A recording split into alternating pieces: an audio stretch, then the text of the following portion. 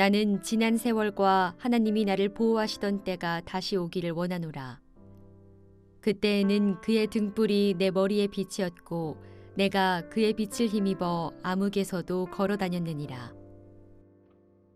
오늘 생명 양식은 욥기 29장 1절부터 25절까지 말씀입니다. 욥기 27장부터 31장까지는 마치 욥 자신의 최종 진술처럼 보입니다. 앞에서 욥과 세 친구가 행한 논쟁을 봤다면 욥기 전체가 한편의 법정 드라마 같다는 생각을 할 수 있을 것입니다. 사안은 욥의 고난입니다. 욥이 죄를 지었기 때문에 고난받는 것이라고 일관되게 주장하는 세 친구는 검사 역할입니다. 욥 자신은 피고이면서 동시에 변호사 역할까지 합니다.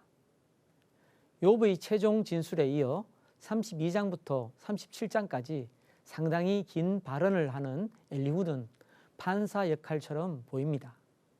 이제 시각을 좀 좁혀서 욥의 최종 진술만 보면 그 구조가 수미상관, 다시 말해 앞과 뒤가 동일한 내용으로 된 그런 구조를 가지고 있습니다. 앞쪽인 27장 1절부터 10절까지 해서 욥은 자신의 무죄를 주장합니다. 이어 나오는 11절부터 23절까지의 악인의 비참한 말로를 기술한 것은 욥 자신의 무죄 주장을 강조하는 역할을 합니다.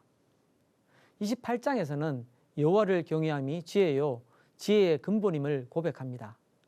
이것은 자신이 왜 고난당하는지 그 이유를 밝혀주시고 자신의 억울함을 풀어주실 분은 지혜의 근원이신 여호와 하나님 뿐이라는 믿음의 고백입니다. 29장에서는 욥 자신이 이전에 누렸던 행복에 대해 진술하고 있고 30장에서는 현재 자신이 당하고 있는 불행에 대해 진술하고 있습니다.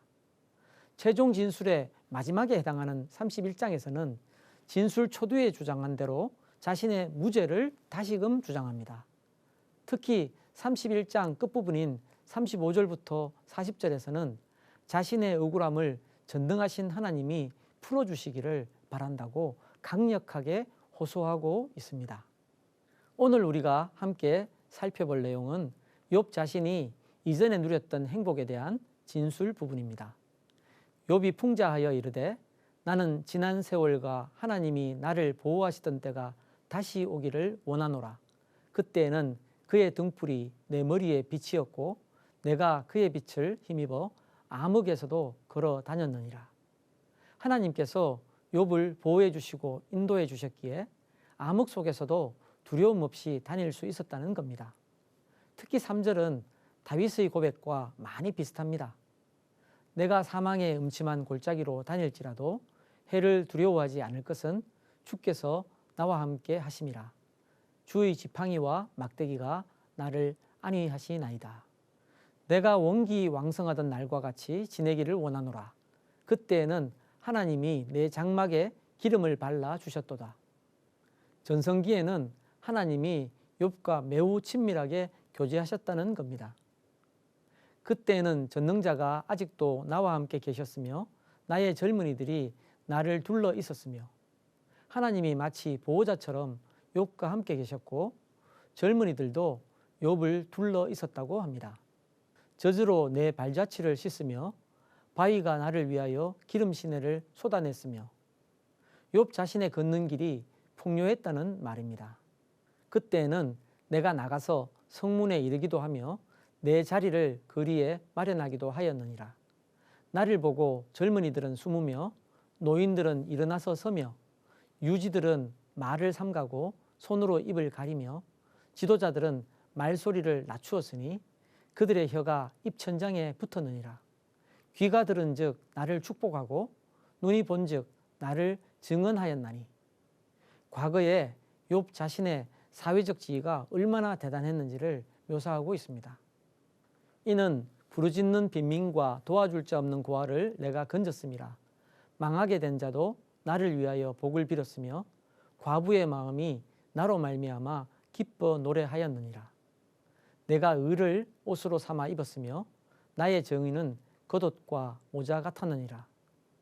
나는 맹인의 눈도 되고 다리 저는 사람의 발도 되고 빈궁한 자의 아버지도 되며 내가 모르는 사람의 송사를 돌보아 주었으며 불우한 자의 특별을 부수고 노획한 물건을 그 이새에서 빼내었느니라. 앞서 과거 자신의 사회적 지위가 얼마나 대단했는지 말했던 것과 관련하여 욥 자신이 그렇게 존경을 받았던 이유를 설명하고 있습니다. 사회의 약자들을 보살피고 불의한 자들은 호되게 징벌함으로 공의를 세웠다는 겁니다. 내가 스스로 말하기를 나는 내 보금자리에서 숨을 거두며 나의 날은 모래알같이 많으리라 하였느니라. 내 뿌리는 물로 뻗어나가고 이슬이 내 가지에서 밤을 지내고 갈 것이며 내 영광은 내게 새로워지고 내 손에서 내 화살이 끊이지 않았노라. 무리는 내 말을 듣고 희망을 걸었으며 내가 가르칠 때에 잠잠하였노라. 내가 말한 후에는 그들이 말을 거듭하지 못하였나니 나의 말이 그들에게 스며들었습니다. 그들은 비를 기다리듯 나를 기다렸으며 봄비를 맞이하듯 입을 벌렸느니라. 그들이 의지 없을 때에 내가 미소하면 그들이 나의 얼굴빛을 무색하게 아니하였느니라.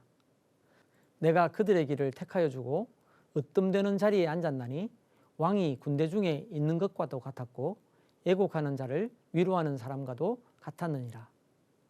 욥 자신이 사회의 지도자로서 얼마나 존경을 받았는지를 묘사하고 있습니다.